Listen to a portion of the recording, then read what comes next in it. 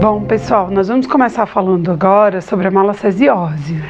A malacese é uma levedura que é comensal, ela faz parte do microbioma cutâneo e nos causa muito problema. Se pensarmos na frequência de fungo na pele, quando a gente estuda, por exemplo, a dermatofitose, a gente sabe que a frequência é baixa, né? A gente mais superdiagnostica do que, na verdade, existe dermatofitose no nosso dia a dia, né? Não é uma doença que nós vamos ver, por exemplo, todos os dias. Mas, se pensarmos num fungo frequente, esse é a malacesiose. Todos os dias, provavelmente, vai chegar no consultório um cachorro com lesão compatível com o quadro de malacesiose. É uma dermatopatia frequente, mas tem suas particularidades, como, por exemplo, ser sempre secundária.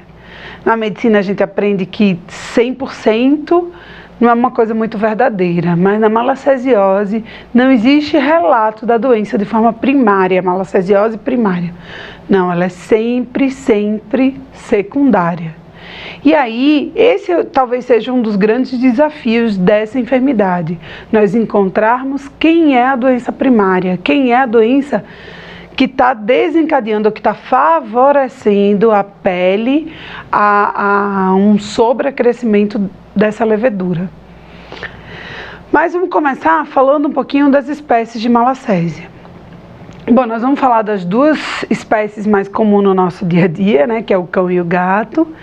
E, a bem da verdade, eu diria que 99% das malacesioses que nós atendemos é no cão. No gato isso não é comum, não é uma doença, uma enfermidade frequente como é no cão, né? E, de uma forma geral, quando a malacesiose está presente no gato, se não for a exceção, que é aquela raça que não tem pelo, tipo Sphinx, essa raça, o gato não tem pelo nenhum e ele é predisposto a um aumento da untuosidade cutânea, né? Esse animal tem a pele com aumento da untuosidade, isso é fisiológico para a raça, mas por outro lado, favorece um pouco o sobrecrescimento de malacésia e aí, por isso, nessa raça, talvez seja uma enfermidade mais frequente do que nas outras. Mas, de uma forma geral, o gato que está com excesso de untuosidade, fazendo malacesiose, a gente sempre pensa que tem uma outra doença mais grave envolvida nesse processo. No cão, não. No cão é uma doença muito frequente e aí as espécies que mais acometem o cão é a Pachydermatis, né? Essa, de fato, a Malassezia pachydermatis é a espécie mais comum tanto no cão quanto no gato, é a espécie do dia a dia. A Simplodialis também acomete o cão e a Malacésia globosa.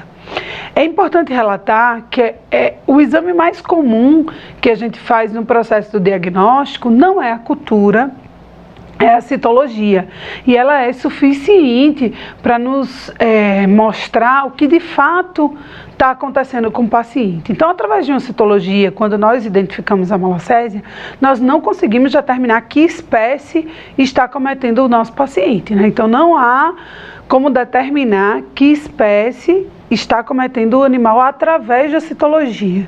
Para que nós identifiquemos isso, é importante que nós façamos uma cultura, e aí sim, através da identificação depois da cultura, é que nós podemos saber que espécie é em questão. E aí, assim, não é um exame usual, não é um exame rotineiro no dia a dia, até porque nós vamos fazer um investimento que não vai mudar a nossa realidade. Nós não precisamos especificamente saber quem é a espécie. Não muda a nossa conduta clínica, não muda a nossa terapêutica, então não muda o que nós vamos fazer com o paciente, saber qual é a espécie em questão. É importante saber que na mesma orelha, por exemplo, quando ela está acometida por um sobrecrescimento de malacésia, nessa orelha pode existir duas espécies associadas no processo de infecção, como na pele também podem existir duas espécies associadas.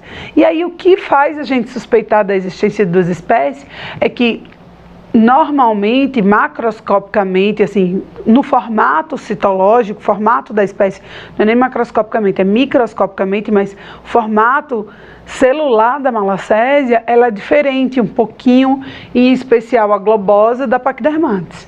Então, quando nós encontramos aquela malacésia mais arredondada, um pouquinho maior, se assemelhando à cândida, tem mais chance disso ser uma malacésia globosa. E a malacésia no formato tradicional, que a gente está acostumado, que é aquele formato de sapatinho, tem de pegadinha ou de pera, enfim, tem mais chance que a malacésia em brotamento, na verdade, tem mais chance de ser a malacésia Pachydermathes. Mas isso não é máxima, isso não é uma afirmação que você coloque, por exemplo, num laudo citológico, não tem importância clínica para a gente saber especificamente qual é a malacésia. É importante saber que existe mais de uma espécie. No gato foram relatadas muito mais. A nana, a globosa, a simplodialis, a Pachydermathes e a Sloughi. Bom, a gente sabe que ela é comensal, né? A malacésia faz parte da pele da orelha dos cães e dos gatos e que está em simbiose com o Staphylococcus.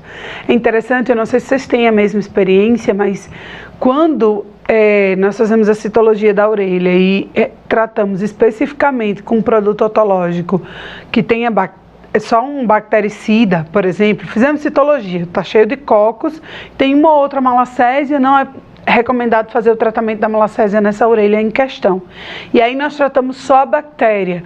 Quando esse paciente retorna, não é raro que nós precisemos tratar a malacesiose que se desencadeou posteriormente, porque quando a gente retira a superpopulação de bactéria, normalmente a da malacésia faz a festa, né? O gato sai, o rato faz a festa. Então, a malacésia consegue se multiplicar naquele meio. Então, o crescimento de um favorece o do outro e a ausência de um também. Então, é preciso haver um equilíbrio, de uma forma geral, entre a malacésia e a bactéria. Por isso que é comum que os otológicos tenham composição para as duas coisas, tanto para fungo, para malacesiose, quanto para bactéria. A pele normal, a malacésia já é vista em animais a partir dos 3 dias de idade. E isso é fisiológico, mas é importante relatar que existe um favorecimento para o sobrecrescimento. Então, qual é o ponto de start? Aonde é que liga o on para a malacésia, que é fisiológica, passar a ser patológica, né? Qual que é o fator que gera isso? De uma forma geral, nós sabemos que existem, dentre aquelas espécies que a gente acabou de ver, malacésias que são lipodependentes e malacésias que são lipofílicas. E, de uma forma geral, a que a gente mais vê no dia a dia, que é a Pachydermathes, ela é uma malacésia lipofílica. Então, um dos fatores que influenciam o crescimento exacerbado da malacesiose é o aumento da untuosidade cutânea. Então, não é comum vermos um quadro de malacesiose com a pele seca, ressecada, disqueratótica, né, com a pele xerófita. É comum que nós vejamos malacesiose com a pele untuosa, com aumento da untuosidade cutânea, que traz inclusive aquele odor característico que nós já suspeitamos da existência da malacesiose. Bom, então, o que a gente sabe é que ela de fato faz parte do microbioma, mas ela pode num momento causar o processo de dermatopatia. E aí, o que é interessante é que a malacésia ela não invade o tecido córneo. E isso, para mim, tem um som muito importante no sentido de o que escolher para efetuar o protocolo terapêutico. Porque como a malacesiose não faz invasão, ela fica muito na superfície. Se nós pensarmos que nós temos aqui, ó, superfície cutânea, nós temos a epiderme representada pelo meu dedo e a derme pelo passador de slide. Então, a malacésia ela está aqui em cima, ela não chega a invadir nem a epiderme nem a derme. Um sobrecrescimento na superfície cutânea.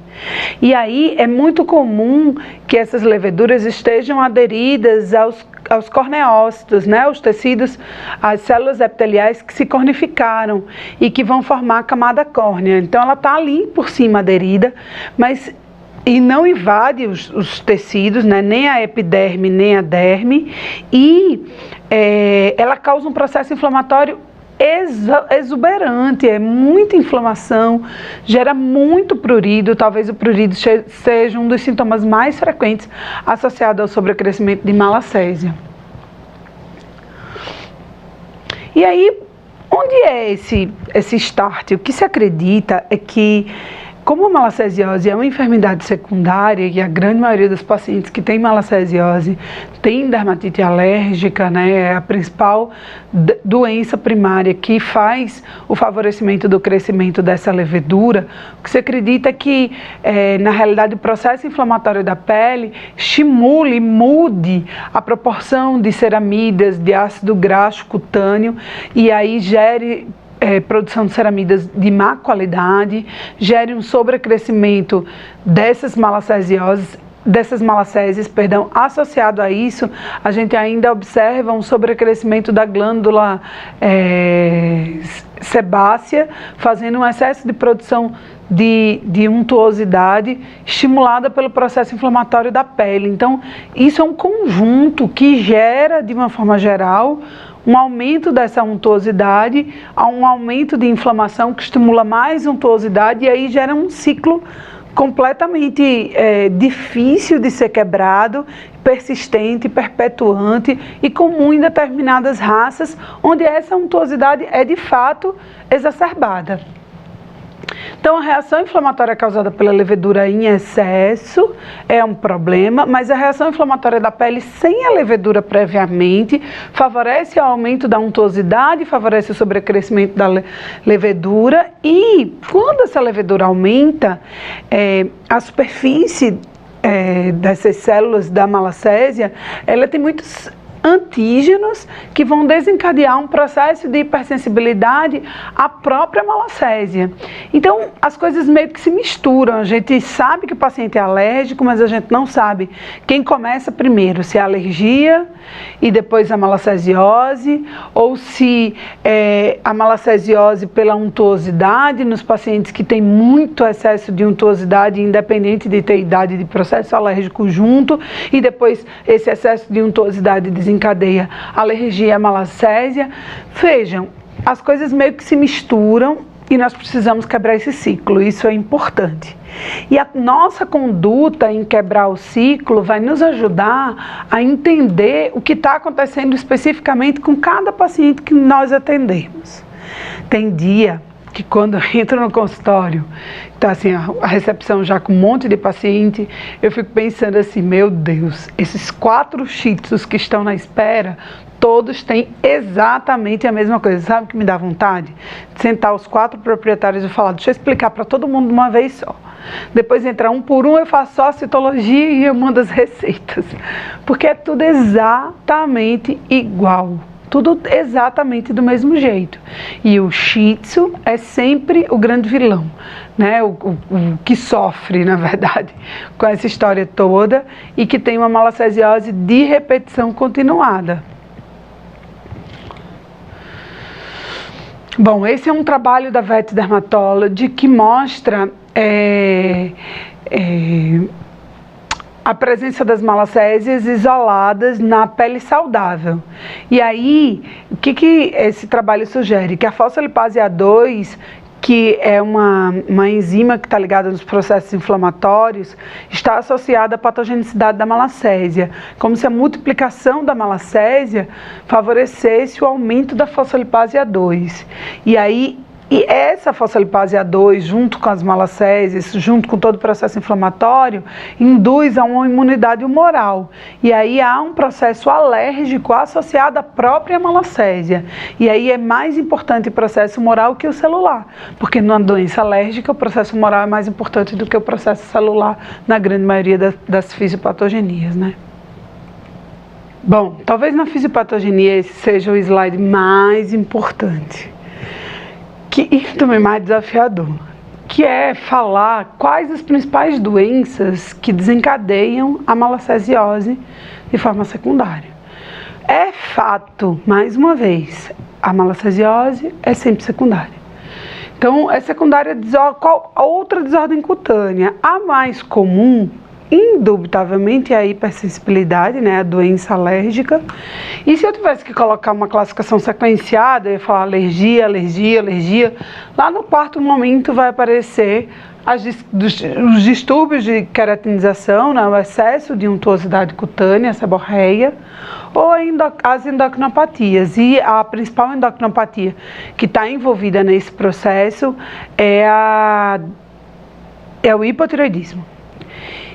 Porque o cão hipotireoideu, ele tem lentificação de todo o organismo, né? Um paciente mais letárgico, mais obeso, com a untuosidade completamente desequilibrada, mais exacerbada, e aí há um favorecimento do sobrecrescimento da malacesiose.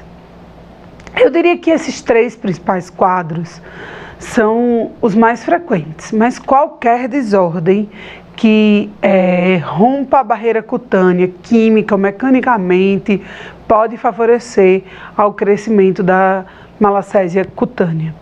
E aí, gente, como a gente já sabe que a malacésia ela faz parte do microbioma da pele, isso entra mais ou menos como uma piodermite, né? A piodermite é a bactéria, o Staphylococcus pseudointermedes, ele faz parte do microbioma cutâneo, né? Faz parte do dia a dia da pele, faz parte do cão. Então nós não vamos conseguir esterilizar uma pele, nós não vamos conseguir extinguir a malacesiose de uma pele, como também não vamos conseguir extinguir a bactéria da pele. Então o objetivo do tratamento dos pacientes com malacesiose é tratar para controlar e melhorar a estrutura cutânea para que não haja um favorecimento do sobrecrescimento dessa levedura. Então é isso, ó, qualquer doença que rompa a barreira cutânea, mecânica ou quimicamente, pode estar ligado, pode haver um envolvimento com o sobrecrescimento da malacesiose. Bom, esse é um estudo bem interessante, que é um estudo que comparou os resultados dos testes intradérmicos com os testes sorológicos para cães com malacesiose, né? Então foi avaliado a malacésia no teste intradérmico e no teste sorológico. E aí foi feito um ELISA para detectar a hipersensibilidade da malacésia. E a grande questão do trabalho é: isso é hipersensibilidade à malacésia ou isso é atopia? Quantos desses pacientes não são atópicos? E quando foi analisar isso, na verdade, a grande maioria, ou praticamente a totalidade dos pacientes que estão no trabalho são pacientes atópicos.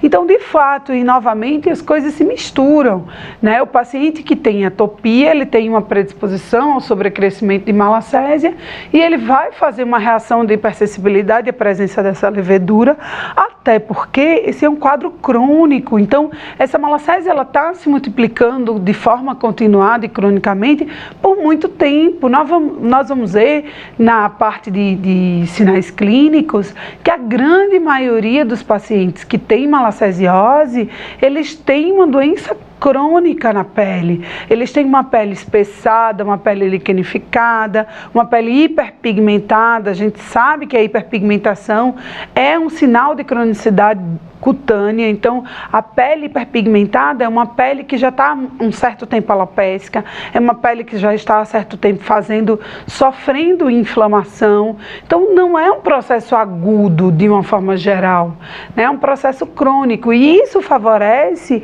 as reações de hipersensibilidade a essa levedura e se mistura, de novo, com os quadros atópicos. No Congresso Americano de Dermatologia Veterinária, tiveram vários trabalhos se referindo à malacesiose, e aí esse trabalho mostra que os pacientes que tinham produção de IgE alérgena específica para malacésia, eles tinham também produção de IgE alérgena específica para ácaros no ambiente, mais uma vez mostrando essa mistura dos pacientes com malacesiose e dermatite atópica, porque é a dermatite atópica que favorece ao sobrecrescimento da malacésia. Bom, e aí, de novo, o que favorece o crescimento?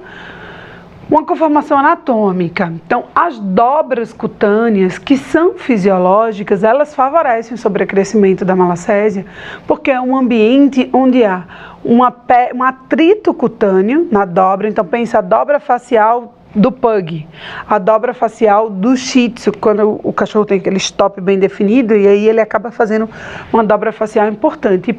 E normalmente nessa dobra facial está associado a acúmulo de umidade por causa do lacrimejamento dessas raças, que além de ter uma dobra facial exacerbada, tem um molho proeminente e acabam tendo uma epífora mais constante.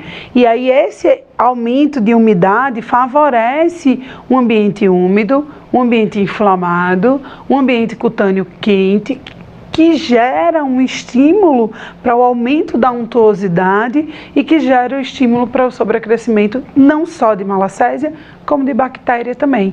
Então, o intertrigo facial está muitas vezes acompanhado dos dois principais agentes etiológicos da pele que geram um processo inflamatório importante.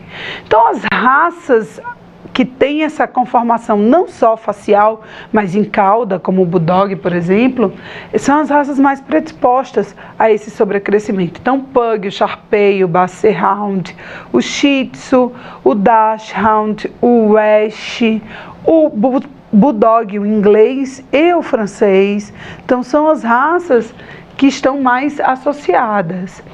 Nos Estados Unidos, os autores americanos relatam muito a sazonalidade, que é uma doença da primavera e do verão, mas para nós, né, não existe isso.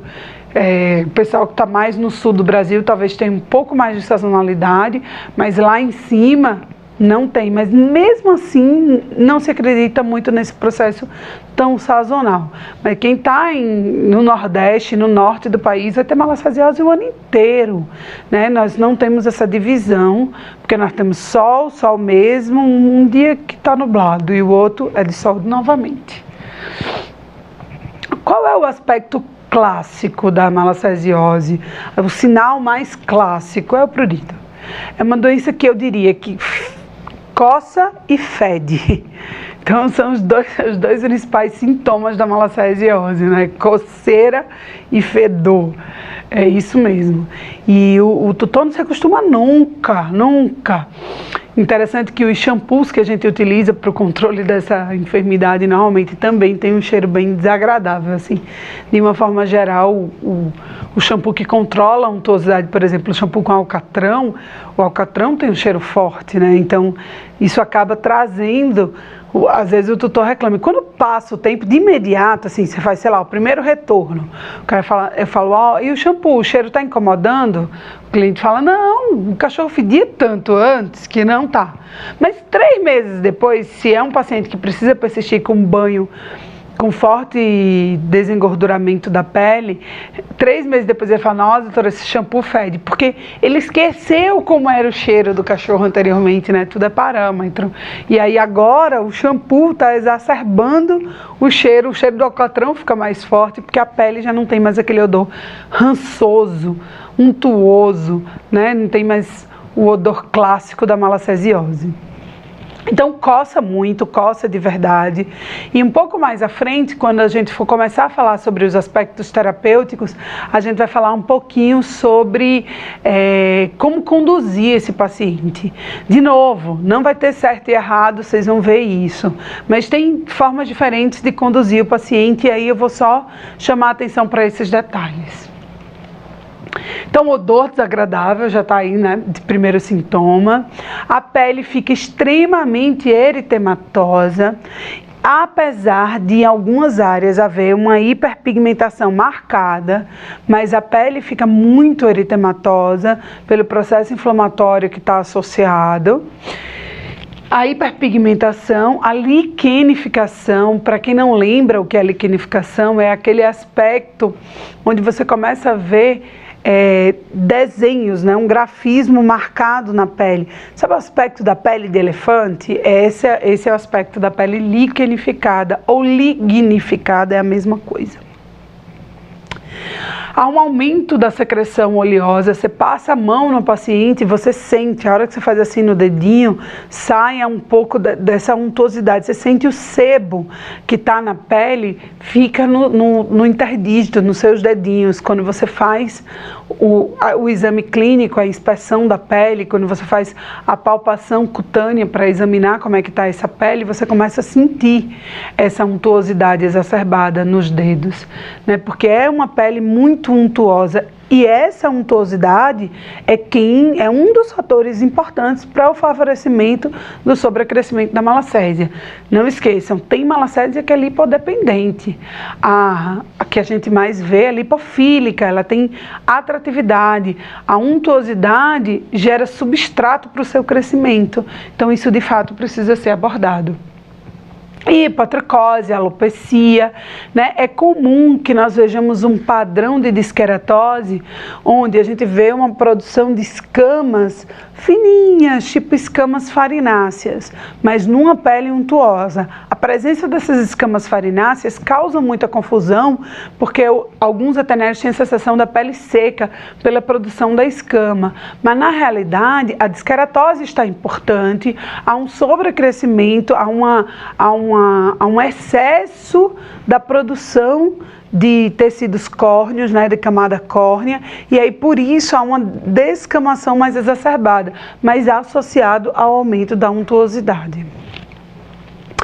E é importante que as áreas ventrais sejam as áreas mais afetadas. Quando a gente está estudando nos livros falando sobre malacesiose, uma das coisas que os autores falam muito é que nós temos a sensação, quando examinamos o paciente, que estamos examinando um animal como se ele tivesse passado por uma poça de lama. Porque aí ele anda na lama e toda essa região ventral, uma poça de lama que faz metade do corpo. E aí toda essa região ventral do cachorro é afetada e o dorso está de forma íntegra. Então não é necessariamente uma doença que afeta o corpo inteiro, no sentido de ventre e dorso, mas pode acontecer. O mais comum é que apenas a região ventral do paciente esteja afetada. A gente vai ver isso muito clássico nas nossas imagens.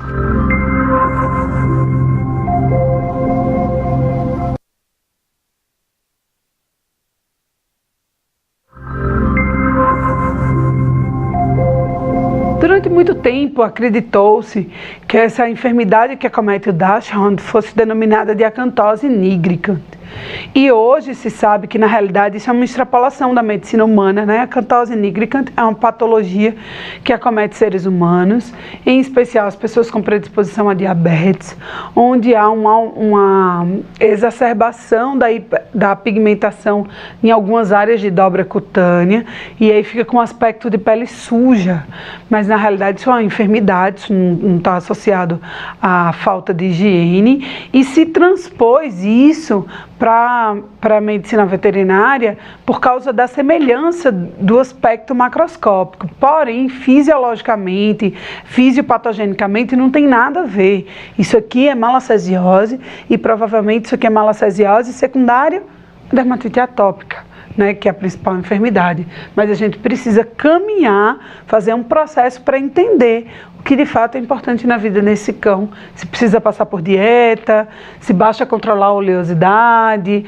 se eu fizer o tratamento isso não recidiva, se a frequência de banho vai ser importante. Então são esses os fatores que a gente vai precisar ver em cada paciente. Mas é importante perceber a hiperpigmentação, é importante perceber ao toque, né? Infelizmente pela fotografia não dá para perceber, mas há um aumento de untuosidade.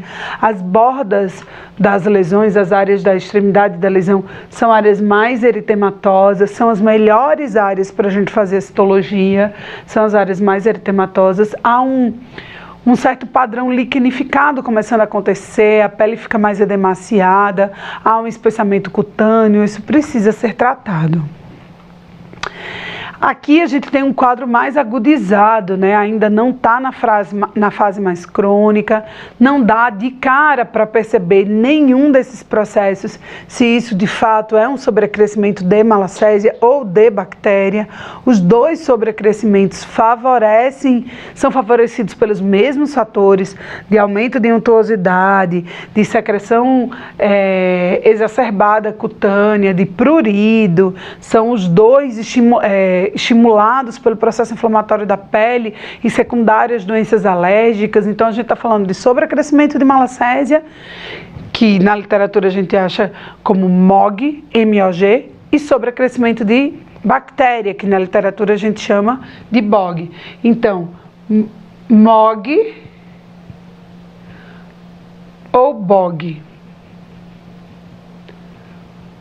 O aspecto clínico é semelhante, é igual, olhando clinicamente, todos esses pacientes que eu estou dizendo para vocês que têm sobrecrescimento de malacésia, eu só sei que é sobrecrescimento de malacésia porque eu fiz a citologia, porque são meus pacientes. Mas se não fosse assim, olhando macroscopicamente, essas lesões elas são iguais, não tem como diferenciar. Quem diferencia isso aqui é a citologia.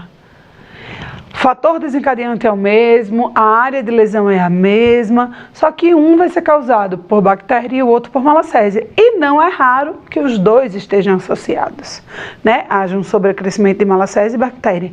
E as duas doenças estão associadas a aumento de oleosidade, a área de hipotricose, a eritema marcado, a espessamento cutâneo, a liquenificação da pele, a odor forte, a prurido intenso, a hiperpigmentação dos quadros mais crônicos. As duas doenças são iguais. Olha essa orelha, né, pessoal? Pavilhão externo com intensa liquenificação, com edema marcado, com hiperpigmentação, com alopecia, com eritema. Então, esse conduto, primeiro, ele precisa abrir. Esse conduto está completamente obliterado. Esse animal está com otite crônica. Isso é realmente um aspecto de muito tempo de evolução, um aspecto muito crônico, e não é raro que a malacesiose tenha esse padrão, né? E aí, precisa ser tratado, precisa procurar a doença primária. Isso aqui não vai adiantar a gente fazer um otológico moderno, que use 5 dias, que use 7 dias, que use 10 dias, que use uma dose com uma semana depois outra. Não é esse o processo, né? E os otológicos são excelentes e eles vão ajudar o paciente, mas não vai resolver o quadro. O quadro muito crônico, precisa de muito mais tempo. O controle de infecção inicial com esses produtos vai ser feito, mas precisa de um corticoide aqui de manutenção para abrir esse conduto. Precisa de um corticoide talvez injetável no local do conduto auditivo, para que nós possamos abrir o conduto, né? Existe uma técnica indicada para isso. Enfim, é um processo muito crônico. Às vezes precisa de uma imagem, porque às vezes esse conduto já está calcificado, já é um conduto em linha final, né? Onde a cartilagem já se calcificou pela cronicidade do processo inflamatório que essa cartilagem sofreu. Isso é um processo de tempos. Então, para tomar a melhor decisão, às vezes é preciso investigar mais através de um exame de imagem. É um quadro muito específico, mas que tem envolvimento de malacésia? Tem, não tenha dúvida. Tem envolvimento de bactéria? Provavelmente também, mas não é esse o ponto mais importante. Sem sombra de dúvida, o ponto mais importante é a doença primária. É quem está desencadeando todo esse processo. Aqui não vai adiantar nada ficar fazendo só o otológico, não fazer imagem, né? A gente precisa de toda essa evolução. Bom, e aqui está bem clássico, né? Que é um pugzinho com esse aspecto de que realmente passou na poça da lama.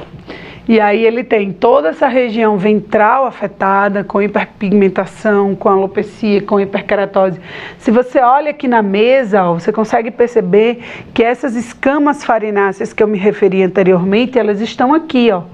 Porque essa pele, apesar de extremamente untuosa, é uma pele disqueratótica associada a uma exacerbação na frequência da queratinização. Esse tecido epitelial, ele tem um tempo para se maturar até chegar à camada córnea.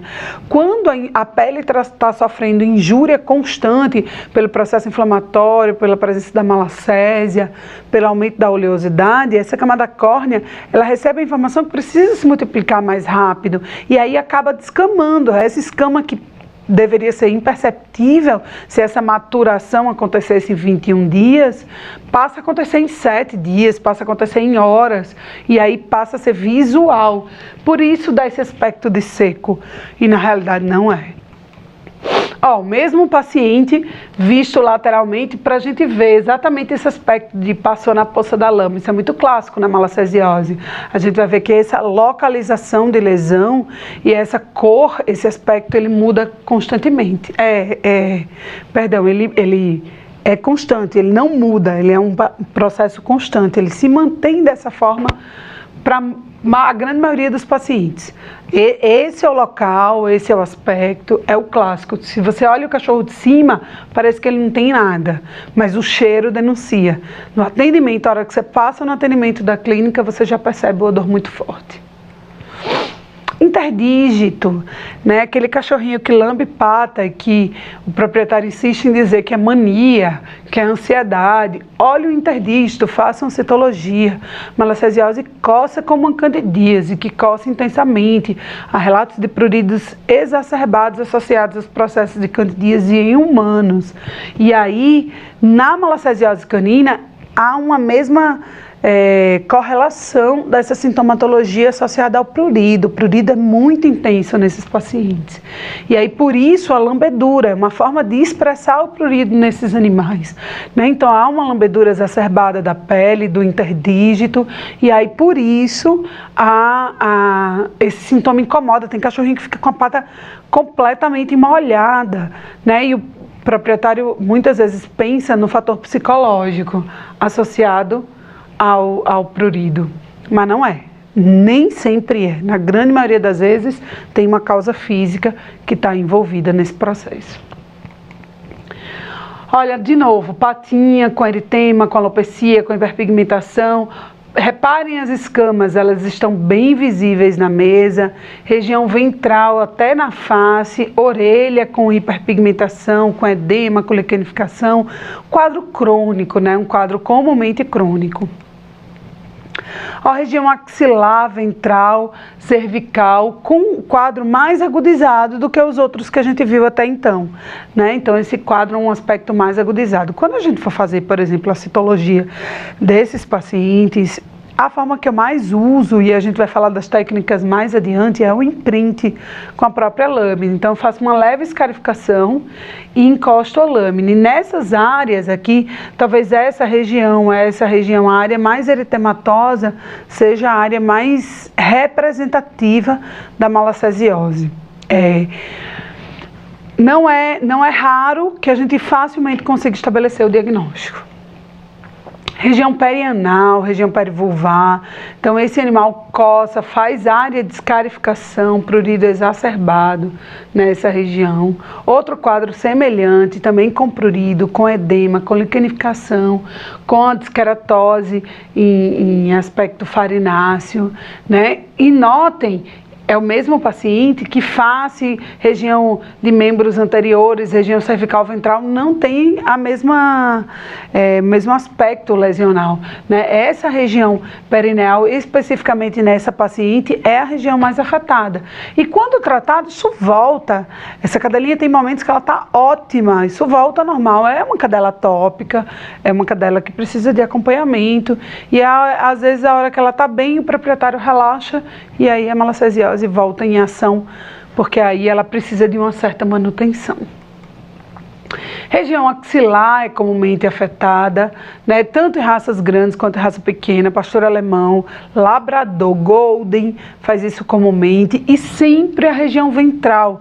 A gente tem visto isso em toda a sequência de imagens que a gente tem mostrado aqui. A região ventral é a região mais afetada, região inguinal, membros anteriores e posteriores, mas a gente está sempre com essa região ventral acometida.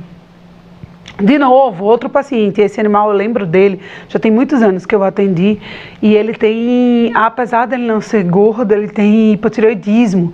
Eu examinava ele, eu tinha forte dificuldade, colocava o cachorro na mesa, ele dormia, assim, mas dormia muito rápido, dormia que tinha uma hora que eu estava conversando com a proprietária e estava o cachorro roncando na mesa do consultório. Não tem nada mais hostil para um paciente do que a mesa do consultório, do que um ambiente de clínica. Então eles se sentem ameaçados, eles têm medo, eles tremem. Então, isso é o que é mais comum de acontecer. Claro que tem o paciente que é amiguinho do veterinário, eu também tenho os meus amiguinhos, mas não é a coisa mais comum do mundo. O mais comum é exatamente que isso aconteça, né? Que o paciente tenha medo. Esse subia na mesa, se enroscava e dormia. Olha essa cara, né? Assim, por mais que a gente pense que é um paciente com características atópicas, mas o cachorro está cochilando no consultório, cochila sentado, dava cabeçada, assim.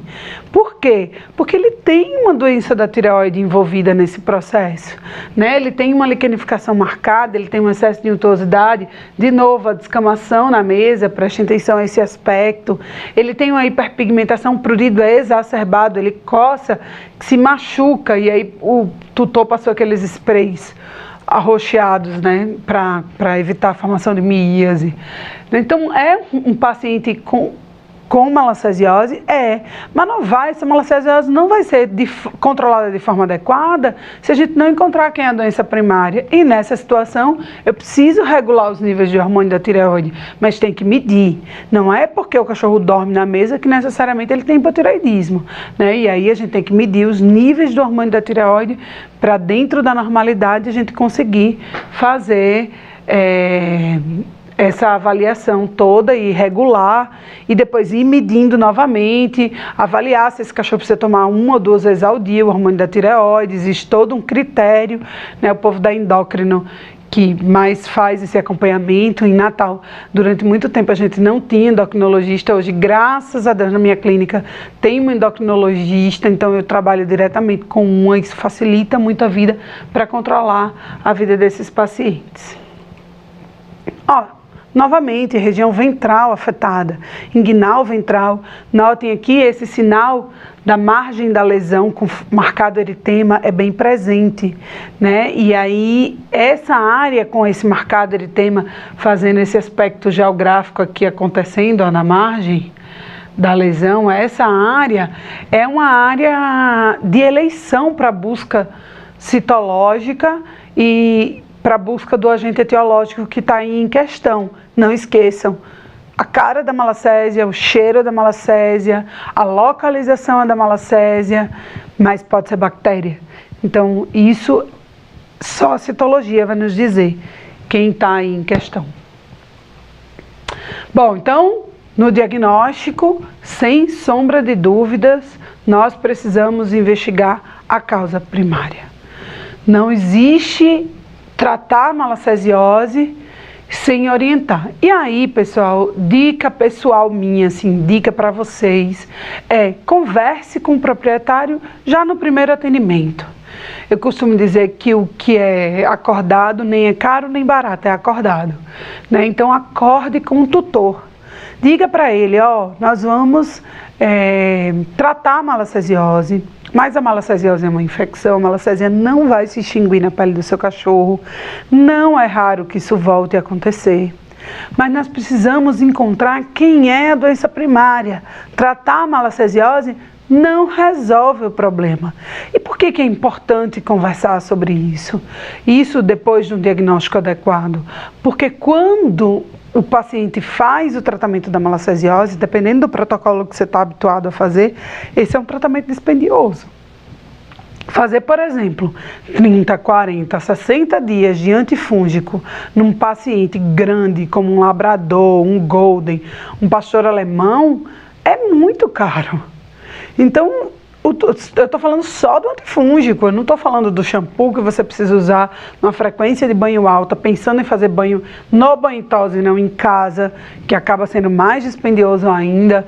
Então, tem todo um fator envolvido e imagina, você para de tratar um mês depois aquilo tudo volta. O cara está pagando muitas vezes a medicação que ele acabou de fazer um investimento e que acabou de comprar. Então converse com ele. E esse fator de que quando a gente trata a malacésia, a gente não trata a doença primária, é um dos fatores que me fizeram analisar e tratar a malacesiose sem necessariamente a utilização dos antifúngicos sistêmicos. Associado a isso, a esse fator, e aí a gente vai ver isso lá na frente, o fato de que a malacesiose é uma doença de superfície cutânea, também me fez abordar o tratamento tópico com a maior intensidade. E essa mudança na conduta de não associar o antifúngico sistêmico necessariamente, de tratar com tópico, de fazer um tópico de forma mais intensa, me ajudou a perceber que talvez não faça diferença para muitos pacientes fazer ou não antifúngico sistêmico, né? Eu tenho colegas que tratam igual a mim, sem a utilização constante, colegas dermatólogos, né, que tratam igual a mim, sem a utilização constante de antifúngicos sistêmicos, e tenho colegas que tratam de forma diferente, com a utilização de antifúngico sistêmico. Veja o que se adequa à sua realidade, à sua vida, ao seu paciente, né, para ver o que é melhor de você instituir na terapia. Bom, aí, no diagnóstico, sem sombra de dúvida, investigar a doença primária. Mas, para eu saber quem está fazendo o problema naquele momento, porque quando a pele chega untuosa, liquenificada, hiperpigmentada, eu não vou buscar quem é a doença primária nesse momento. Eu vou controlar a infecção. Mesmo que o cachorro tenha a cara da atopia, o desenho da atopia, a ideia da atopia. Nessa situação, quando o paciente tem a lesão já muito sugestiva de dermatite atópica, ou quando já vem com o diagnóstico de dermatite atópica, a gente já sabe que é um atópico, às vezes até a gente já associa tratamento sistêmico para tratar a dermatite atópica junto da malacesiose. A gente vai ver essa conduta mais na frente. Mas, na grande maioria dos pacientes que eu não sei, que eu não tenho certeza que é dermatite atópica, que a gente ainda precisa investigar, eu não trato as duas coisas juntas. Mas isso é uma conduta minha. De novo, não tem certo nem errado. Bom, então, para a gente saber o que está causando essa bagunça toda na pele, primeiro uma citologia. É a técnica mais usada e é a técnica que vai interferir no que vai fazer, que me interfere para mim, né, no que a gente vai fazer de prescrição. Tem gente que fala assim, eu já vou tratar as duas coisas, então não vou nem fazer citologia. Ok, beleza, eu não faço isso. Eu faço a citologia e depois da citologia eu vou tratar especificamente aquilo que está cometendo o paciente. Então, cito, a gente faz o imprint, o suave ou a fita de acetato. As três técnicas são válidas. Quando eu dou aula na pós-graduação de citologia, né, a gente tem, na pós de dermato especificamente aqui da Equalis, a gente tem um módulo, na verdade 2 agora, só com cito, né, cito e o outro cito e estopato. E aí, quando a gente está nessa de falar de citologia, eu converso muito com os alunos. Tem gente que está muito adaptada a usar a fita de acetato. Você está acostumada, seu olho está acostumado, está preparado para o que vai encontrar numa fita de acetato, para cola, para o excesso de material que fica impresso na fita por causa da própria cola, por artifício da própria técnica. Não tem problema. Você está acostumado, você consegue identificar, consegue ver. Não está errado, está certo. Não é a que eu faço. A que eu mais utilizo é o imprint. Eu gosto da lâmina mais limpa, com menos informação. Acho que facilita a visualização. Acho que facilita a gente dar a importância ao que de fato precisa em relação às imagens que nós estamos vendo na citologia. E gosto muito do suave. A gente vai falar um pouquinho de cada técnica. E aí, entre o suave e o imprint, eu vou usar a técnica que mais me ajuda a depender da conformidade anatômica da área que eu quero colher. Se for orelha, por exemplo, suave. Se for interdístio, suave. Se for região cervical ventral, imprint. Então, a técnica vai depender da área da coleta. Então, quando a gente faz o imprint, é interessante fazer uso de luva sempre, e aí nem sempre eu faço no consultório, né? Mas é interessante fazer uso de luva sempre, porque não deixa a sua impressão digital, né? Você tem que estar com a mãozinha bem limpa para você não imprimir na lâmina. Então, o que a gente faz? A gente faz uma leve escarificação com a própria lâmina na região onde vai ser coletado o material E aí segura entre o indicador e o polegar a pele, dá uma leve suspendida e aí empurra a pele para a lâmina. Não empurra a lâmina para a pele, isso é importante. Se você empurra a lâmina para a pele, você pode correr o risco de quebrar a lâmina no meio por causa da pressão que você está fazendo. Então você empurra a pele para a lâmina e aí vai fazendo impressões nessa lâmina e fica esse aspecto, né, da pele untuosa impressa na lâmina. Isso é suficiente, fica uma monocamada bonitinha e aí a gente vai lá e cora o material para olhar na citologia. Isso é bem interessante, é uma técnica que eu gosto muito, que eu uso muito no meu dia a dia, talvez para essas peles em região ventral é a que mais uso. A técnica do swab eu não tenho feito com pinça, algodão, eu tenho feito com o cotonete mesmo, né? Essas hastes de algodão de uma forma geral, e aí a gente faz os movimentos circulatórios quando é de orelha, sem precisar umedecer o swab, e faz movimentos giratórios na lâmina, ou a gente faz uma fricção interdigital, por exemplo, com o swab. Se você for coletar interdigital com swab, é interessante que esse swab esteja levemente umedecido. Não é para estar encharcado, para encharcar o swab. É para estar levemente umedecido. Você tira o excesso de água na sua pele e aí faz uma fricção nessa região interdigital do paciente, se é a área que você quer coletar. Também é mais fácil de coletar assim quando a gente vai coletar a dobra facial, né? A lesão que está na dobra facial, para a gente observar se a abordagem maior precisa ser da bactéria ou da malacésia, também pode ser feita com fricção com o swab levemente umedecido. E aí a importância de umedecer é justamente para que a lesão que você está coletando, né, a área, a região, a secreção, a untuosidade, fique na superfície do swab e não seja absorvida por todo o algodão. E aí também da mesma forma, com ele úmido ou com ele seco, você faz rolamento por sobre a lâmina e aí sem deixar excesso de material, parece que está só levemente suja a lâmina e isso é importante, a gente está falando de citologia, a gente precisa de monocamadas para poder fazer uma boa visualização do material.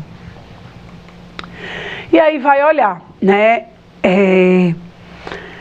Na citologia, pessoal, é importante que nós olhemos todo o conteúdo da lâmina. Para que isso aconteça de forma rápida e eficaz, você precisa usar todas as objetivas do microscópio. Então, lembrando, o microscópio tem objetiva de 4, de 10, de 40 e de imersão, de 100. Quando nós vamos escolher um melhor campo para visualizar, nós precisamos passar por todas essas objetivas. E aí, nas primeiras, a de 4 e a de 10, vai nos ajudar a ver a lâmina como um todo. Às vezes, nesse processo, nós achamos demodésica, e o demódex é um ácaro enorme. Então, se você escolhe uma área sem passar pela de 4 e a de 10, você vai perder o diagnóstico da sarna demodésica, que é feito com objetiva de 4 ou de 10, porque o ácaro é muito grande. Então, se você vai para a objetiva de 40, ou até já tem gente que vai direto para a objetiva de imersão, você perdeu muita informação da lâmina, então é importante que isso aconteça. Mas os agentes infecciosos pequenininhos ou menores, como a malacésia e a bactéria, elas são melhor visualizadas na objetiva de imersão. Na de 4 e na de 10, você olha a lâmina inteira, vai escolhendo uma área onde haja uma suspeita de ter uma população maior de micro-organismos e vai aumentando e ficando especificamente naquela área. E aí nessa área você chega até a objetiva de 40, dá uma observada num campo que tenha uma citologia mais homogeneamente dispersa na lâmina, e aí sim a gente faz a objetiva de imersão para confirmar o diagnóstico. Nessa lâmina aqui, a gente consegue ver uma superpopulação de malacésia, não tem nem como contar a quantidade. E nessa de cá, a gente consegue ver uma população um pouquinho menor, mas em todos os campos a gente visualiza. E aí, se isso aqui é pele, se essas duas são pele, não há o que discutir. Essa de cá é uma orelha, mas essa de cá é uma pele. Se as duas fossem pele, não há o que se discutir. Essa na orelha precisa ser tratada. O que é normal que nós encontremos de malacésia na orelha? Uma outra malacésia. No campo, às vezes campo sem nenhuma, mas é preciso haver uma certa dificuldade de encontrar a malacésia dentro do conduto auditivo. E na pele? Na pele nós não encontramos. Faça um teste. Faça um teste você, pega o seu cachorro saudável, sem nada na pele. Não vale o cachorro que tem lesão, é o cachorro saudável. E faça uma citologia da região cervical para ver se a gente encontra a malacésia. E aí eu quero ver se a gente vai encontrar a malacésia numa pele saudável. É muito difícil que isso aconteça. Então você não vai ficar achando. Então você achou pouquinha malacésia na pele, achou uma, duas, tratar. Não é para achar. No conduto auditivo, eventualmente, você pode encontrar. Agora, se você está encontrando, mesmo que seja eventualmente, a orelha está inflamada, essa orelha já está predisposta à formação da malacesiose. E aí é um outro problema. Precisa talvez desengordurar. Olha para o conduto, é um conduto com excesso de cerúmen, controla o excesso de cerúmen, porque o excesso de cerúmen predispõe à malacesiose, a aumento de untuosidade. Então, às vezes, se tem uma ou outra e o conduto está inflamado, a gente usa eventualmente um ceruminolítico e algumas vezes um corticoide tópico em pulsoterapia para controlar, porque na grande maioria das vezes esses pacientes são pacientes alérgicos. E aí eles estão fazendo essa otite inflamatória, mas com pé na malacesiose, sabe? Você não precisa fazer um antifúngico necessariamente, concordo, mas precisa fazer um ceruminolítico para tirar o excesso de cerúmen, porque isso está causando problema. Só cuidado com os ceruminolíticos de uso regular. O ideal é que se você vai precisar, um cachorro que tem excesso de cerúmen, você vai precisar fazer uso de ceruminolítico regularmente, use um ceruminolítico que não mude o pH, use um ceruminolítico mais fisiológico. Beleza?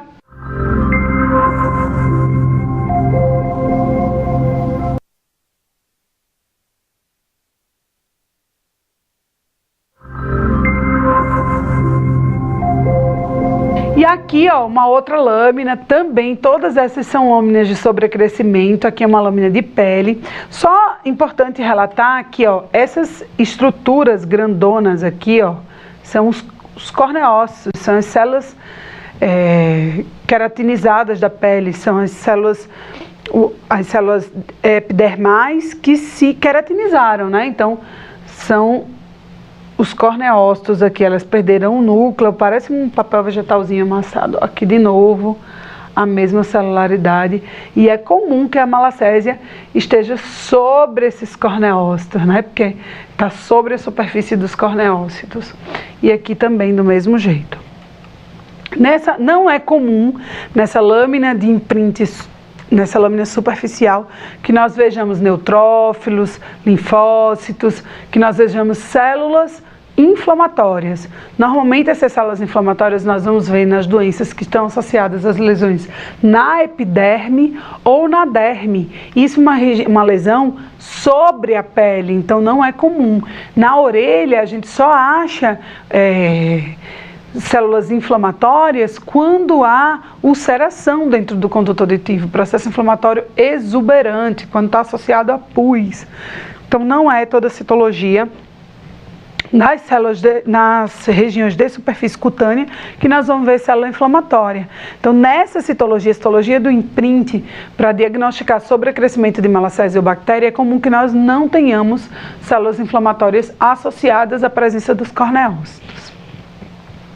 E aí, de novo, ó, os corneócitos aqui, ó, dobradinho, a célula se dobra facilmente.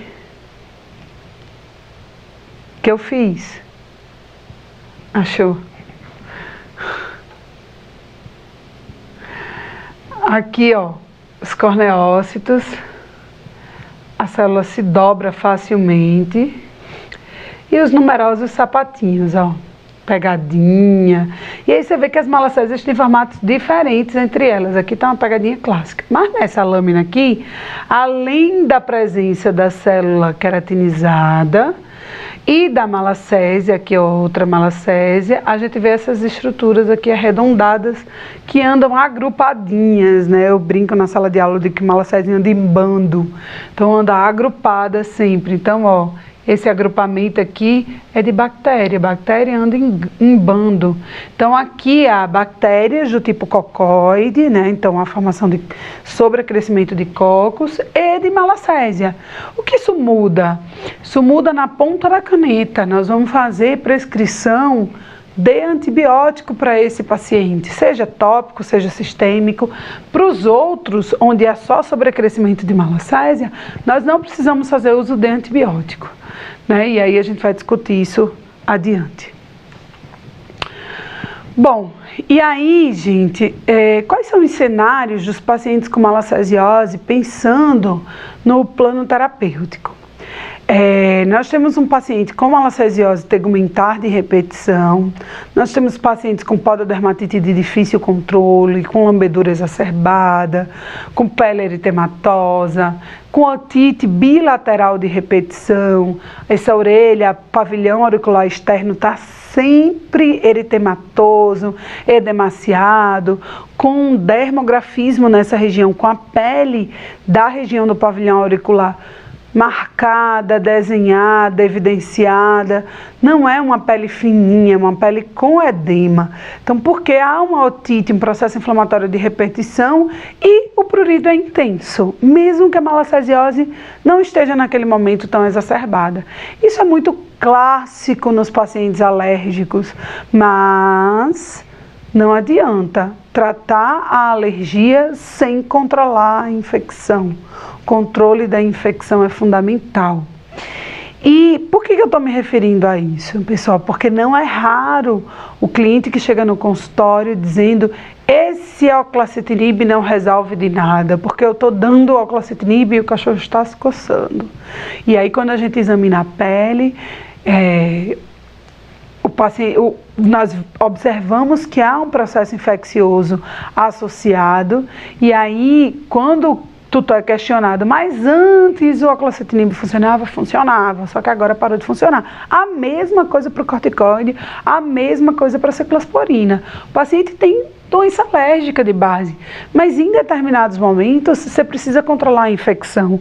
O objetivo desse paciente não é tomar o tratamento dele vai ser só tomar o oclacitinib e esquecer do resto, ou tomar o oclacitinib e resolvido o problema. Se assim fosse, até era mais interessante, mas a dermatologia perderia a graça. Então o problema é, você vai fazer uso do oclacitinib, mas esse paciente que tinha infecção de 2 em 2 meses, uma das vantagens que vai acontecer com ele é que agora ele vai ter uma infecção por ano, 2 infecções por ano. Vai ter momento que você vai precisar falar: controla a infecção. Não adianta ficar dando só oclacitinib. Necessariamente precisa parar o oclacitinib? Não. Necessariamente precisa parar a pulsoterapia de corticoide? Não. Mas o controle de infecção precisa ser feito. E aí, de novo, não tem certo nem errado. Na grande maioria dos pacientes eu paro o controle da dermatopatia alérgica por 10 dias, por 15 dias, controlo só a infecção, o animal melhora e aí sim a gente volta a fazer uso. Então, como que eu monto o plano terapêutico do meu paciente? Os 2 pacientes que vocês vão ver aí na sequência, eles já estão no retorno. Se vocês observarem, essa região da pele era uma região liquenificada, aqui, região cervical ventral, havia uma exacerbada liquenificação, untuosidade, eritema, né, hiperpigmentação, ausência de pelo. Ele já está muito melhor. Aqui ele já está muito melhor, o pelo cresceu, não está mais descamando, não tem um eritema tão marcado, né? Ele está muito melhor. Mas quais são as perguntas importantes? Primeiro, eu vou controlar só a malacesiose. Quantas lesões melhoraram controlando só a infecção? Então, quanto melhora as lesões? Segundo, quanto o prurido melhora? Porque uma coisa é melhorar a lesão, o aspecto macroscópico. Outra coisa é melhorar o prurido. Né? Esse sintoma é um sintoma importante de ser medido, porque esse paciente em questão, o proprietário diz assim para mim: a coceira dele resolveu mais de 90%, doutora, hoje não me incomoda mais a coceira. Eu pergunto para vocês, nesse momento, o prurido precisa ser abordado? Já que com o uso apenas de desengordurante, esse paciente estabilizou, porque o que foi feito nesse cachorro foi desengordurante e antibiótico, porque ele tinha um sobrecrescimento de bactéria de malacésia. A resposta é, o prurido dele só precisaria ser controlado se essa infecção de repetição estiver acontecendo muito frequentemente. Tipo, pergunta seguinte para o tutor é, quando foi a última vez antes dessa que ele precisou controlar esse prurido e essa inflamação? Se o tutor disser para você, foi, sei lá, mês passado, provavelmente isso vai se recidivar muito rápido. Então, é melhor que você controle a doença de base, que no caso em questão é a dermatite alérgica. Mas tem pacientes que têm dermatite alérgica, que é o caso desse paciente, que tem 2 infecções por ano. E aí, a orientação sem uso de imunomodulador. Por quê? Porque são os bons respondedores quando a gente faz o controle da infecção. Você controla a infecção, você melhora o ambiente cutâneo, você controla a oleosidade, essa infecção volta 2 vezes por ano. Esse cachorro não precisa ficar tomando remédio sempre. A coceira nessa situação agora já é uma coceira confortável. Eu mantenho o banho desengordurante nesse paciente, mantenho. O que às vezes eu faço é manter o desengordurante, mas melhorar a barreira cutânea com o uso de top spots, que melhore a estrutura da pele, como o alerderme, por exemplo. Então é importante que a gente faça essa associação, porque você vai retirar a untuosidade da pele, esse cão precisa desse controle, porque ele tem fisiologicamente um excesso de untuosidade, é um cão seborreico, porém ele tem um pelo longo, ele precisa de manter uma estrutura melhor, no sentido da hidratação, manter uma melhor distribuição das ceramidas pela pele, então você tira a untuosidade e melhora a barreira cutânea. E o controle de prurido junto com o controle da infecção. Quando ele chegou para mim, e isso aqui tem mais ou menos 1 mês de evolução, mas quando ele chegou para mim antes, no primeiro dia de atendimento, ele já coçava, e coçava muito, e a coceira era uma coisa que incomodava absurdamente, que o proprietário acordava, que ele escutava barulho constantemente, que o cachorro se lambia, era uma das reclamações que ele não aguentava mais, que havia sofrimento, enfim. E aí, nessas situações específicas, eu converso com o proprietário. E aí eu pergunto para ele assim, às vezes se o cachorro já vem tomando remédio para controlar o prurido e o proprietário diz isso já não adianta de nada, eu tiro a medicação, mesmo que depois seja necessário voltar e eu aviso a ele. Então se já vem tomando, eu já nem penso muito, eu tiro, paro o imunomodulador, seja ele qual for, o oclacitinib, ciclosporina ou o esteroide, e faço o controle das infecções. Mas se o paciente ainda não vem tomando e o prurido é uma coisa que está causando impaciência ao tutor, eu entro com o imunomodulador nesse momento. Não é comum que eu faça isso. O comum é que eu trate primeiro a infecção e depois, só depois, eu faça uso do imunomodulador, se necessário for. Porque especificamente para esse cachorro, não precisou. Porque ele tem 2 infecções no ano, quando a gente controla a infecção ele melhora, quando a gente mantém o uso do desengordurante ele melhora, e por que ele recidiva? Muitas vezes porque o tutor para o uso do desengordurante que ele precisaria manter. E tem uma outra dica, às vezes a gente está usando o mesmo desengordurante um tempo, e pelo faz tipo igual o nosso cabelo, sabe, as menininhas, nós menininhas, então, o cabelo ele adapta ao shampoo, e aí o que a gente precisa fazer? Trocar o shampoo e trabalhar um outro shampoo no cabelo um tempo. Isso acontece no cachorro também, então é comum que você esteja usando o mesmo desengordurante, sei lá, 4, 5, 6 meses e a untuosidade não tenha mais um bom controle, e aí de repente você precisa trocar o desengordurante. Isso é uma coisa que a gente faz costumeiramente. Bom, e aqui ó, um outro caso também de retorno. Notem, a pele ainda está eritematosa, mas ela era liquenificada, ela era extremamente hiperpigmentada, ela tinha muita descamação, ela tinha um edema enorme, então estava tudo muito ruim. Também um outro exemplar Shih Tzu.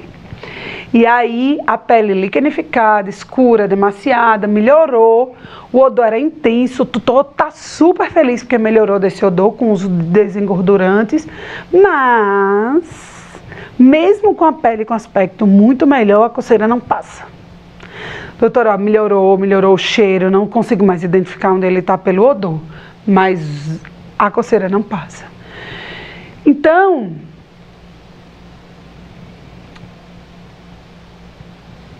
eu poderia ter feito o controle do prurido no momento do controle da infecção, poderia. Mas aqui já digo para o tutor, eu fiz o controle da infecção, ele está muito melhor, a gente pode configurar isso com citologia, né, no retorno, ele está muito melhor, o pelo está começando a crescer, não há infecção, mas a doença de base ainda o afeta, que também é um alérgico. Se esse cachorro, e aí a partir daqui, é assim, se ele nunca fez dieta, aí você vai triar por todo o caminho da doença alérgica. Se no final você vai fazer imunoterapia, se você vai manter ele com uso de medicação constante, se ele consegue segurar bem fazendo uso de pulso, se ele vai precisar manter o desengordurante junto da imunoterapia, se o corticoide tópico vai segurar, aí a gente precisa estudar o aspecto da alergia e o melhor controle do paciente, né? Então não é igual para todo mundo, mas nessa situação eu poderia ter feito o controle do antipruriginoso junto com o controle da disqueratose, da seborreia, da malacesiose, poderia. Ia melhorar? Ia. Mas eu não ia saber a importância de manter isso. Agora, se eu fizer o controle dos dois ao mesmo tempo, eu aliviei. Agora no retorno, ele não coçaria mais. Vamos pensar nesse cenário. Agora no retorno ele já não coçaria mais, ele estaria bem, com controle de untuosidade, a pele ainda levemente eritematosa. E aí, qual seria a proposta? A proposta seria, vamos parar o imunomodulador e deixar só os desengordurantes. A hora que para o imunomodulador, o cachorro volta a se coçar exacerbadamente, significa que ele tem que fazer uso. A hora que para o imunomodulador, ele ficou bem, significa que ele não precisa. Então, é uma outra estratégia para utilizar o oclacitinib, por exemplo, que hoje é minha primeira opção de imunomodulador no dia a dia, é o Apoquel, não tem... Para mim, ele é a droga do futuro. Eu fico muito feliz de ter chegado, da gente poder utilizar. Então, eu uso muito no dia a dia, muito. E aí, seria a minha opção aqui nessa situação especificamente, né? Então, vai começar a usar, começa ele junto.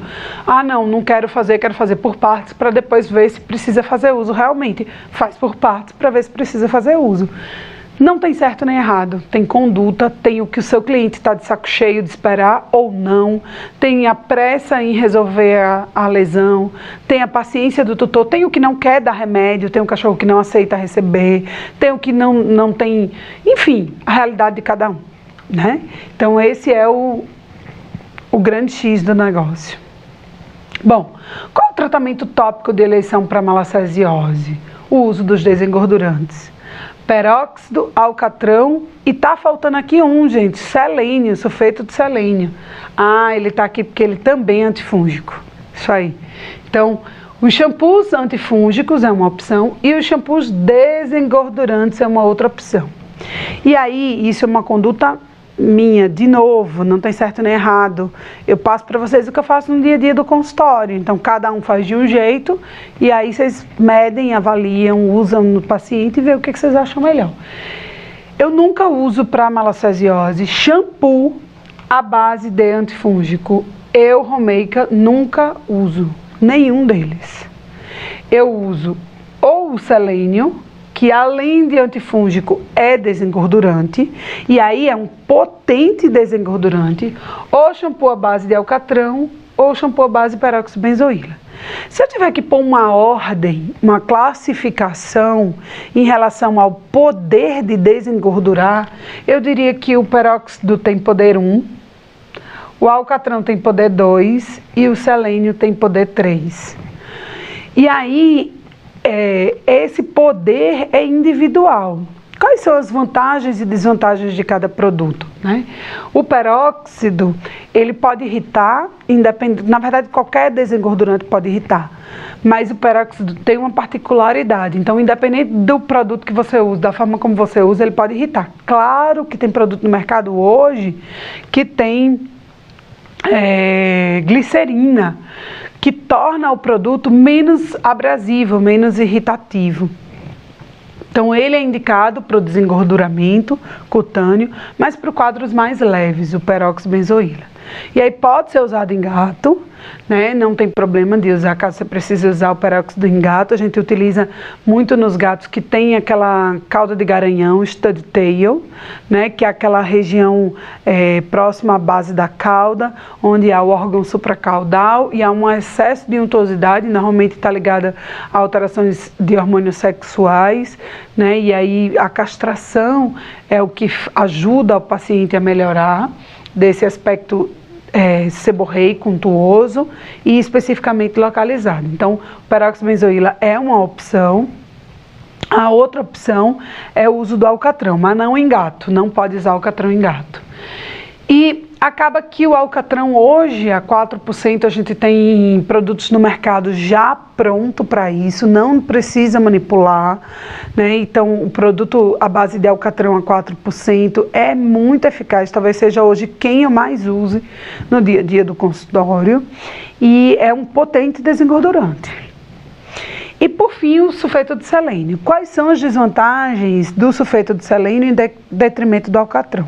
O sulfeto de selênio, ele precisa ser necessariamente manipulado, a gente não tem pronto na grande maioria dos mercados, durante muito tempo teve, hoje tem algumas cidades que encontram, outras não, lá em Natal a gente não encontra, então o sulfeto de selênio é aquele Celsum azul ou Celsum ouro da medicina humana, e aí ele deve ser feito manipulado e ele tem uma cor marronzada, alaranjada. E essa cor imprime no pelo.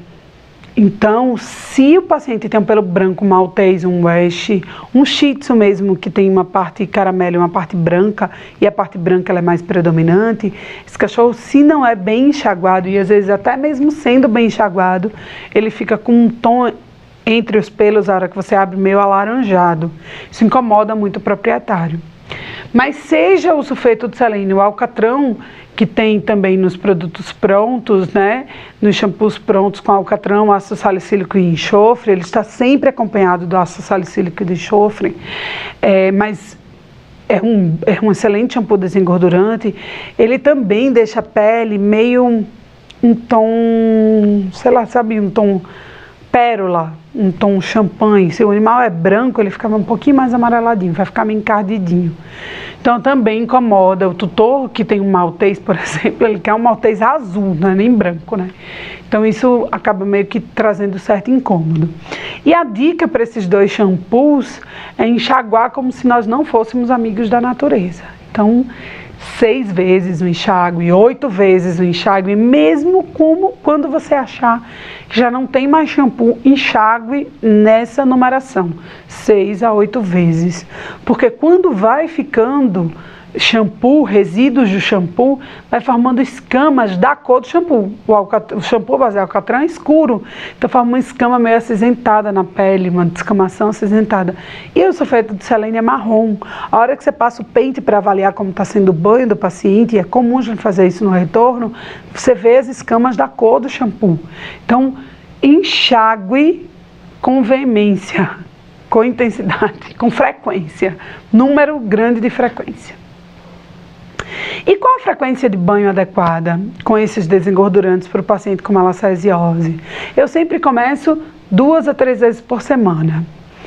Faço isso por 2 a 3 semanas. Qual a sua realidade? Não dá para fazer 2, 3 vezes por semana? Conversa com o tutor. Só dá para fazer semanal? Beleza, vai fazer semanal. Vai ter o mesmo resultado? No mesmo intervalo de tempo? Não. Vai precisar de mais tempo para ter melhora. 2, 3 vezes por semana, normalmente eu faço 6 banhos, são 3 semanas e eu reavalio o paciente. Então, é isso que normalmente a gente faz no dia a dia. Bom, e aí, pomada a gente utiliza que tenha vários antifúngicos, ou cremes, ou loção, tópico, né? E aí a gente faz isso sempre nas áreas mais localizadas.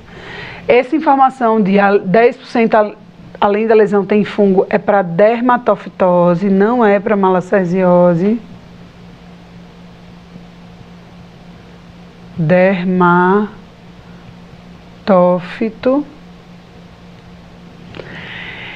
E aí, o ideal é usar as pomadas sempre nas lesões localizadas, mais localizadas, né? Eu, quando peço para o cliente fazer a pomada, eu peço que, se o produto tiver em creme e em pomada, ele opte pelo creme. Cuidado com as associações com glicocorticoide, mas aqui é bem-vindo especificamente para fazer atrofia cutânea, porque essa pele é espessada. Então aqui a gente quer atrofia da pele, né, com o uso do corticoide aqui, porque a pele é espessada, é demasiada, é liquenificada. Então o uso da associação do tópico, por exemplo, de um cetoconazol com a beta-metasona beta é uma um esteroide potente. Então você usa, mas usa tipo 10 dias. No máximo 14 dias. E aí o que eu oriento? A fazer uma fina camada interdigital do creme e passar na região massageando bem, sem deixar a pele emplastrada de pomada, sabe, ou de creme, sem deixar a pele extremamente bisuntada. E aí eu prefiro os cremes às pomadas, então é melhor optar pelo creme do que optar pela pomada. E eu gosto muito do cetoconazol, que nem tá aqui, né? Mas eu gosto da nistatina também, da terbinafina, do miconazol, são boas opções. E aí aqui eu faço o creme tópico com o corticoide, um pouco, alguns dias, e associado a isso o banho. Essa associação para mim é perfeita para controlar a malacesiose nos pacientes. Bom, aí, para quem usa o antifúngico sistêmico, e aí assim, eu não uso na grande maioria, mais de 95% dos pacientes eu não faço antifúngico sistêmico para tratar a malacesiose, mas para quem usa, tem uma opção além do cetoconazol e do itraconazol, que é o uso da terbinafina. E aí esse trabalho comparou o uso da terbinafina diário, uma vez ao dia, versus o uso da terbinafina 2 vezes por semana. A terbinafina é um antifúngico que ela é queratofílico, então ela se mantém nos tecidos queratinizados por períodos prolongados. E aí, por isso, por exemplo, em gente, ela é muito usada para tratar fungo na unha, porque ela fica no tecido córneo, né, no tecido queratinizado ungueal. E aí esse trabalho comparou as duas formas de utilização, uma vez que a terbinafina fica no tecido queratinizado. E nesse gráfico do trabalho, né, nessa figura do trabalho aqui, o que a gente vê? Que quando a gente faz o uso diário versus o uso 2 vezes ao dia, a eficácia do protocolo terapêutico foi muito semelhante. Então não faz diferença se a gente vai usar 1 ou 2 vezes ao dia para fazer o controle da malacesiose em pacientes que recebem terbinafina. Então 1 vez ao dia ou 2 vezes, melhor dizendo, por semana. Então aqui é 2 vezes por semana, aqui é diário. Tudo bem? Só para ficar claro. Então, o resultado é semelhante. Fazer 2 vezes ao dia ou fazer diário com o uso da terbinafina para o controle da malacesiose. Perdão, pessoal, fazer 2 vezes por semana ou diariamente. Então, é muito mais prático fazer 2 vezes por semana. E aí, aqui, esse trabalho também é bem interessante, porque foi um trabalho feito para determinar a concentração de terbinafina dependendo da dose.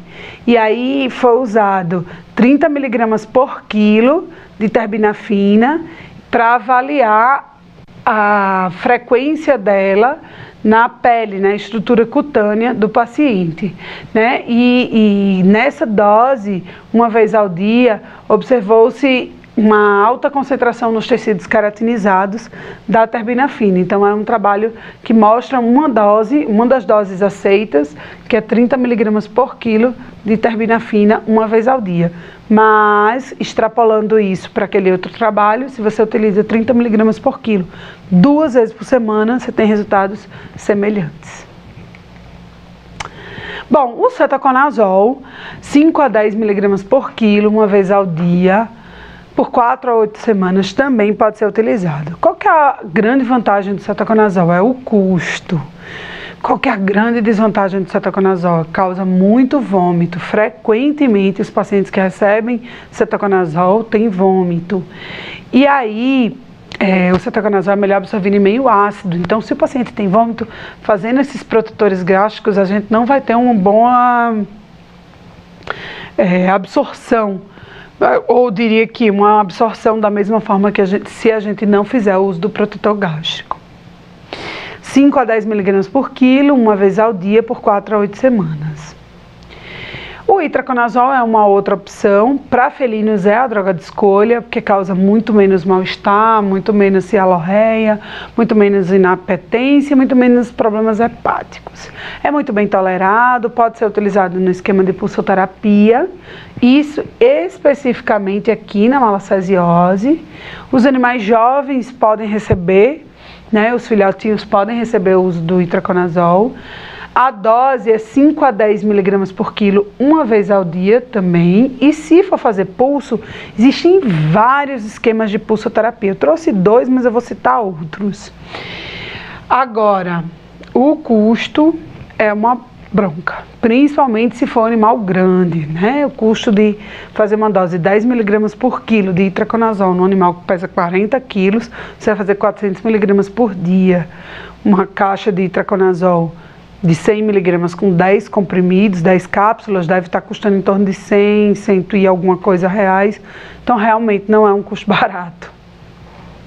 Bom, esquema de pulsoterapia. Você faz a dose de 5 mg por quilo, uma vez ao dia, faz 7 dias a cada 2 semanas. É um esquema. Faz 6 semanas. Esse é um esquema. Ou faz 7 dias, semana sim, semana não. Semana sim, semana não. Esse é outro esquema. E tem outro esquema. Você faz 7 dias de itraconazol. Acabou os 7 dias, você faz 2 dias na semana em pulsoterapia.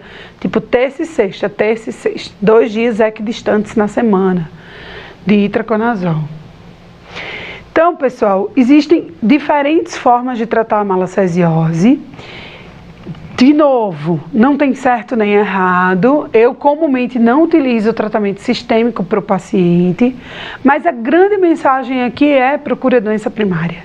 Existe uma doença que está desencadeando a malacesiose, favorecendo o crescimento da malacésia, alterando a estrutura cutânea para que essa levedura consiga se instalar de forma patogênica.